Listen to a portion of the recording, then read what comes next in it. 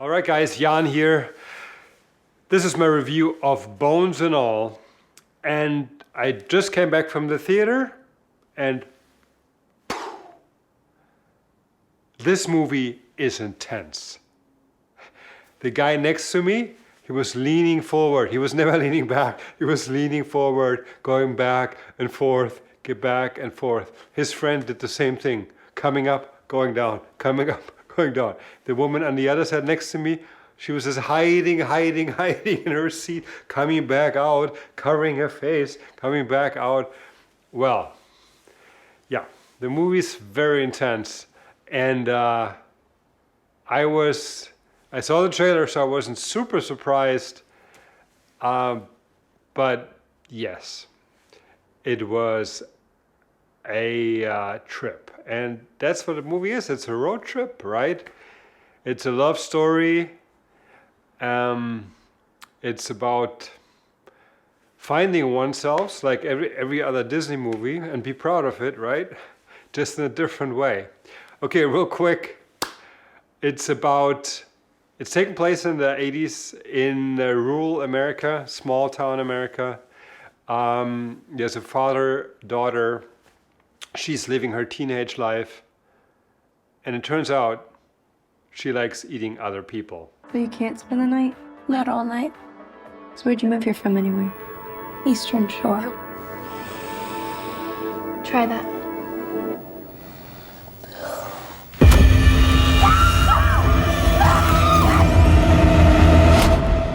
The dad leaves her to her own resources, and she has to find who she is. Dad! You didn't.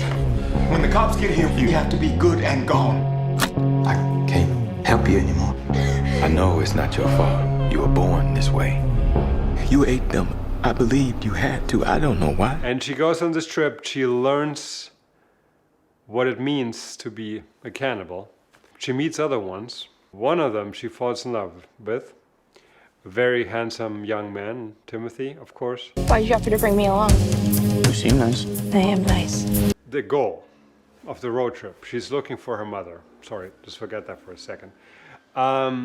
Because it's a love story, she's looking for her mother, she's looking for her identity, trying to figure things out. It's a lot going on. That's why actually everybody was on the edge of their seat. The story is just driving and driving and driving forward.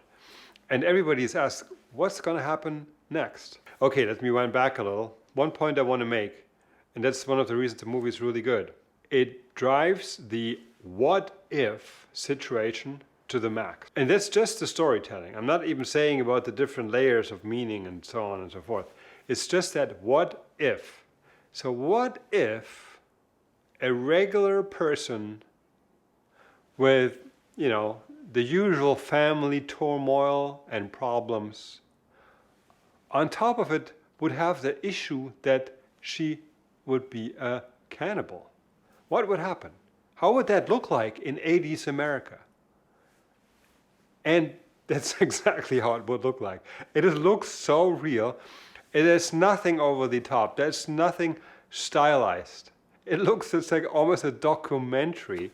But, I don't want to insult the DP. It looks a little better than a documentary.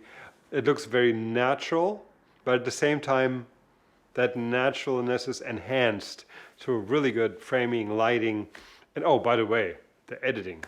Excellent. Like, the way sometimes the story speeds up, slows down, speeds up, excellent. Another brilliant thing about this movie is the main actress, Taylor Russel. I just try to follow my instincts, and that usually leads me to very strange places, which is good, because now I'm not fighting it anymore. I'm relaxing into the strangeness of life. She is absolutely up to the challenge to act absolutely authentic in a situation that nobody else will ever experience, most likely. At least I hope not. The one scene when she finally meets her mother, wow, what a scene. First of all, the visuals, the scene itself, the circumstances, through the story situation is already terrifying, but then her acting on top of it, also the mother's acting, I don't know who the actress is, but there's all these little details that are just brilliant. You kind of have to figure them out for yourselves. Just go there if you can stomach the movie, because it's very bloody sometimes. That brings me to the last big question. Why does this movie exist? What does it mean? What does this movie mean? Why do we have to watch this? And we have to go back to, I want to go back to, me analyzing movies as if there were a collective dream. And I think this is the most powerful aspect of this movie. It, of course, is a parable. It means something else than cannibalism. Like one of those dreams that look like a nightmare, but you're actually not that scared and you wonder why. So what does it all mean? The whole eating thing. It's family secrets, trauma, and the expression of that. It's that darkness in us that gets carried on from one generation to the next. In this movie, it was a thing you kind of inherit, right? So if you have a family secret, if you have a family trauma, if you have your own trauma, if that stuff gets suppressed and it gets carried along, not only in your family, in the whole society, it's expressed in violence, blood, aggression, and you think you're good people, but then at the same time, you're capable of eating another person.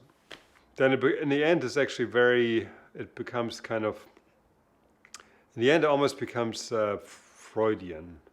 And I can't really explain it because I would give away too much of the story. Remember, in fairy tales, in ancient fables, people eat each other all the time. Especially the further you go back, people eat each other in stories and for real. In the culture before the Egypts of the pyramids, I think it was a normal thing to eat their dead. Anyway, so this movie is very intense, and I do like it. I like these weird movies. So sometimes my friends make fun of me because of it. But if you like intense movies that are very unusual, go see the movie and like this video. All right? Talk to you next time.